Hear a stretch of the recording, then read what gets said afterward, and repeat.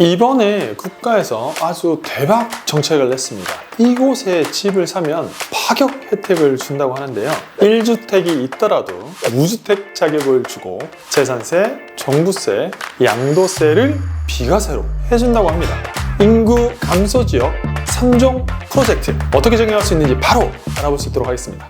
자, 이번에 1월 4일 기획재정부에서 2024년 정책을 발표했습니다. 활력 있는 민생 경제 프로젝트인데요. 이 정책 흐름을 잘 꿰뚫고만 있어도 굉장히 좋은 투자와 혜택을 저희가 볼 수 있습니다. 일단 인구 성장률을 보면 2022년도를 기점으로 해서 지속적으로 줄어들고 있어요. 출생 인구보다 죽는 인구가 더 많아지기 때문에 이런 현상이 발생하는 건데요. 여러분 지금 시청하는 시점에서 여러분들 지금 몇 살이세요? 제가 지금 딱 40대 중반이라 대한민국에서 정말 이렇게 딱 중간 계층에 있는 나이라고 생각을 합니다. 그래서 2022년도 기준으로는 중위 나이가 44세인 딱 제 정도 나이 되는데요.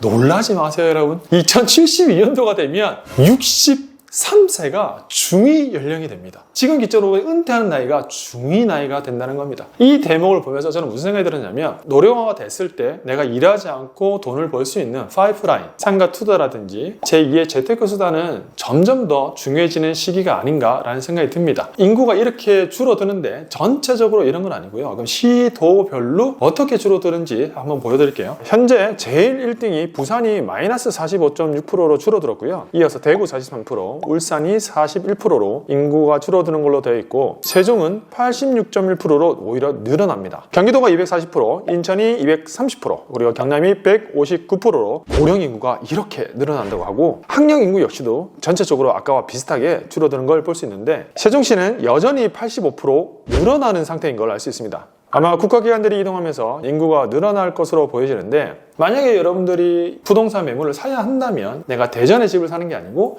세종에 집을 사는 게 더 똘똘한 좋은 선택이 될 수 있습니다. 생활 인구를 확대시키기 위한 정부에서 세컨드 홈 정책이라는 걸 냈습니다. 첫 번째, 재산세를 감면을 해준다. 한 주택을 더 취득을 하게 되면 0.05포인트 인하를 해준다는 건데 이 정책은 우리가 현실적으로 세금이 크게 많이 줄어들 것 같지 않기 때문에 직접적으로는 와닿지 않을 것 같고요. 두 번째, 종부세도 감소를 해준다는 겁니다. 원래는 종합부동산세의 기본 공제율이 12억이기 때문에 12억 원까지는 종합부동산세를 내지 않지만 이렇게 인구 감소 지역에 주택을 매입하게 됐을 때는 종합부동산세에 합산을 하지 않겠다는 거예요. 그래서 어떻게 보면은 내가 서울에 12억이 넘는 집이라 하면 집을 가지고 있으면서 내가 강화도든 제주도든 바닷가가 보이는 곳에 별장을 취득한다고 했을 때는 종합부동산세가 좀 오는 부담감이 있었거든요. 이제는 그러한 것들도 합산 배제를 해주겠다는 겁니다. 마지막 정책이 가장 큰 건데 인구 감소 지역, 이 보여드렸던 89곳 되겠는데요. 여기를 선택을 하게 되면 양도소득세를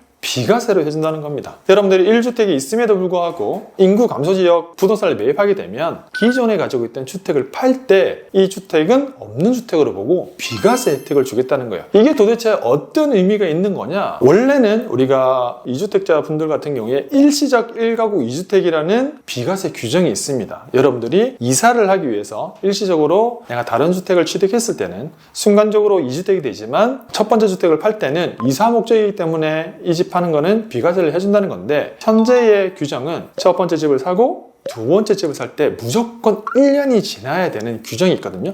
그런데 지금 세컨드 홈 정책에서는 그런 거 따지지 않습니다. 그냥 내가 서울에 집이 하나 있어도 시기와 상관없이 이런 인구 감소 지역에 부동산을 매입을 하잖아요. 그러면 첫 번째 집은 언제든 비과세로 팔 수 있다는 조건이 되는 겁니다. 내가 도심지에 주택이 있으면서 인구 감소 지역에 물건을 산다고 했을 때는 굉장히 큰 세금 혜택이 될 수 있다는 점 말씀드리고 싶습니다. 이 외에도 이 정책이 주는 효과는 수도권과 좀 가까운 근거리 지역, 강화나 옹진군 또는 연천, 가평 같은 곳은 원래 거기는 별장들을 좀 많이 찾는 곳이기 때문에 가수가 많이 늘어날 수도 있고 고성이라든지 태안, 특히 제주도처럼 바닷가를 끼고 있고 내가 별장으로도 쓰면서 에어비앤비도 돌리고 하나 더 가지고 싶은 곳 같은 경우에는 굉장히 좋은 기회가 될 수 있습니다. 지금 여기 인구 감소 지역 보면 부산도 있고 울산도 있고 광역시급이지만 인구가 줄어드는 일부 구역들은 전체 도시에 힘이 있기 때문에 가격이 그렇게 빠지진 않을 것 같습니다. 그런 지역에 투자하면 좋을 것 같은데요. 제가 그래서 지금 진행되고 있는 경매 물건을 검색해봤습니다. 부산 동구 같은 경우에 경매 아파트 물건도 많이 있고요. 가평 쪽에 있는 경매 물건들도 보면 아파트도 있고 단독주택도 있고 이런 매물들이 많은데, 단순히 제가 경매 물건으로만 말씀을 드리긴 하지만 이렇게 검색을 해보면 여러 가지 물건들이 많이 진행되고 있는 걸 볼 수 있습니다. 이런 물건들을 투자한다 했을 때 예전에는 일시적 1가구 2주택이라는 것도 신경을 써야 했고, 현재 서울 수도권 같은 경우에는 주택을 팔게 됐을 때 다주택자 중간 문제 때문에 저런 주택을 투자하고 싶어도 할 수 없었지만, 이제는 그런 것과 상관없이 이 정책이 나오게 되면 언제든지 여러분들이 투자할 수 있게 된다는 겁니다. 지금 인구 감소 지역을 전체적으로 전국적으로 보시면 안 되고요. 우리가 투자할 수 있는 지역 쪽에 대도시에 붙어 있는 곳들, 그리고 경치가 좋다든지 가수요가 항상 있는 곳에 투자를 한다면 이 정책 역시도